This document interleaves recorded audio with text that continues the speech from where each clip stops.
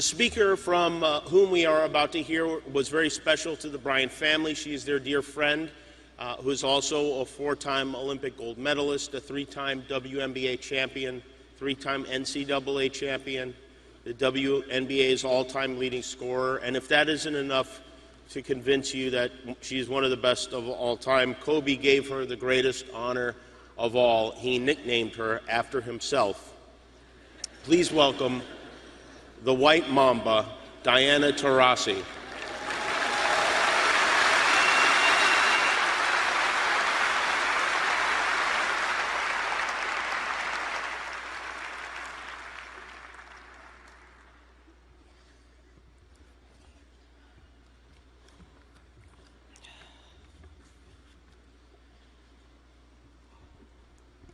My name is Diana Taurasi. Thanks, Jimmy, you stole my first joke. I am the White Mamba. I would first likely to offer my deepest condolences to all the families who lost a loved one. In 1996, I was a lanky, awkward freshman in high school, obsessively shooting night after night in my driveway. On the nights the Lakers played, I wouldn't miss a second of the game. Every time out, every commercial, I'd run to the front yard to imitate my favorite Laker, Kobe.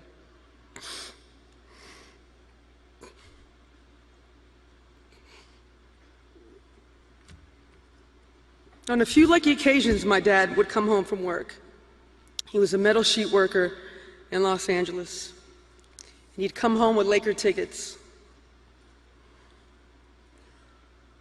Watching Kobe play at the Great Western Forum as a rookie made this little girl believe she could be a Laker one day. It was like getting to know myself every single day.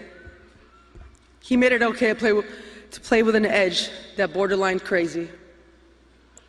Early onset Mamba mentality was in full effect.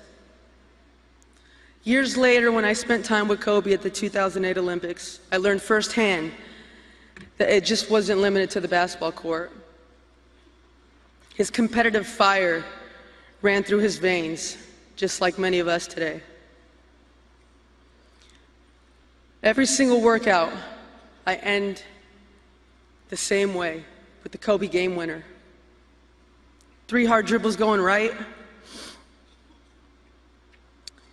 left foot plant pivot, swing right leg through, elevate, square up, follow through. 5 in a row and I got to go home. It's that exact same shot that won us a championship in Phoenix in 2014. Kobe's willingness to do the hard work and make the sacrifice every single day inspired me and resonated with the city of Los Angeles. We struggled together, we grew together, we celebrated victories together. The same passion we all recognized in Kobe, obviously, Gigi inherited. Her skill was undeniable at an early age. I mean, who has a turn-away fadeaway jumper at 11? LeBron barely got it today.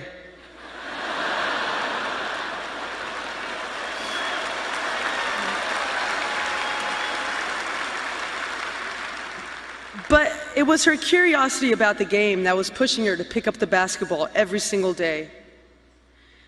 Gigi was in the midst of the best times as a basketball player's career. No responsibilities, no expectations, just basketball with your best friends. Every weekend was a new adventure, an opportunity to learn how to work and grow together as a unit. As a young kid, there's nothing you looked forward to more than long, hot summer days in the gym with your homies.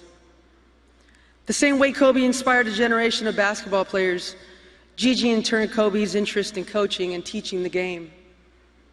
I'm sure I'm not the only one who received a text from Kobe asking what drills they were doing when they were 13. Gigi in many ways represents the future of women's basketball.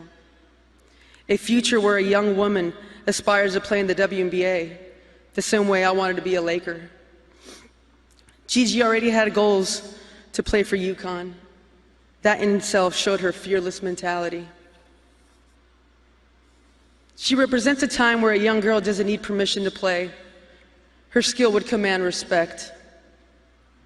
The last time I saw Gigi, the Mambas were in Phoenix for a big AU tournament. Kobe brought them to the locker room to watch practice.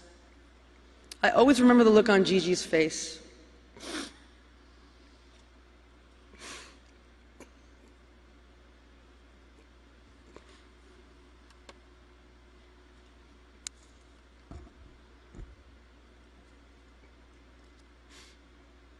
It was a look of excitement, a look of belonging, a look of fierce determination. As a daughter, a sister, wife, and mother, we embrace Vanessa, Natalia, Bianca, and Capri. We promise to carry Gigi's legacy. Kobe y Gigi están en el corazón de Los Ángeles, y Los Ángeles nunca mueren. Te queremos mucho.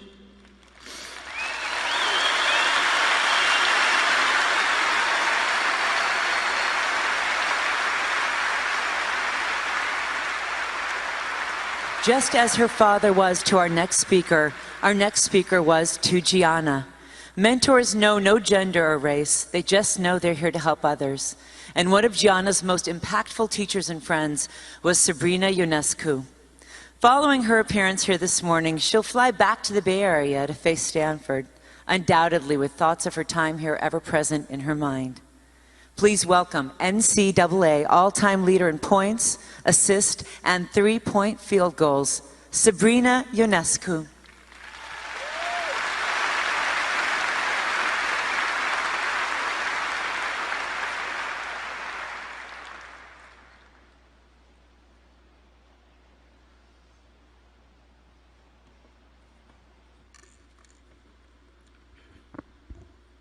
Growing up, I only knew one way to play the game of basketball: fierce, with obsessive focus. I was unapologetically competitive. I wanted to be the best. I loved the work, even when it was hard, especially if it was hard. I knew I was different, that my drive was different. I grew up watching Kobe Bryant, game after game, ring after ring, living his greatness without apology. I wanted to be just like him, to love every part of the competition, to be the first to show up and the last to leave, to love the grind, to be your best when you don't feel your best, and make other people around you the best version of themselves, and to wake up and do it again the next day. So that's what I did. Wake up, grind, and get better. Wake up, grind, and get better. A year ago, my team, Oregon, was playing at USC. The morning of the game, our coaches told us that there was a surprise for the day. I was thinking Nike sent us some new shoes or swag or something. The game starts, and shortly after, Kobe walks in with his daughter, Gianna, and two of her teammates. They sat courtside while my jaw sat dropped. They watched the entire game, and that was the first time I met Kobe. Kobe, Gigi, and her teammates came into the locker room after the game.